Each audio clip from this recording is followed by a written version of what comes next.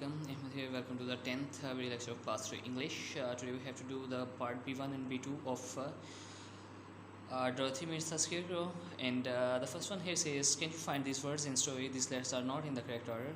The first one says fed stuff.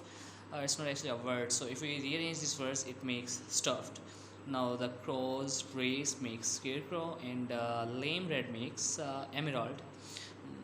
And for the next word, wherever it says it can be arranged to make the great Oz, the GREAT, great Oz, Oz.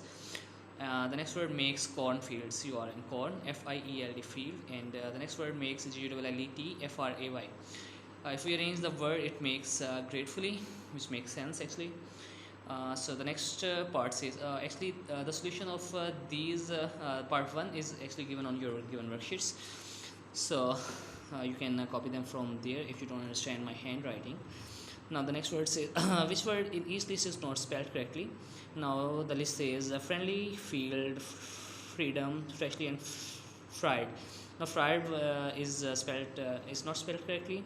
Fried is actually spelled like FRIED, fried. And the escape, discover, inspect, excuse, and accident. Excuse is not spelled correctly. The correct spelling of excuse are EXCUSE.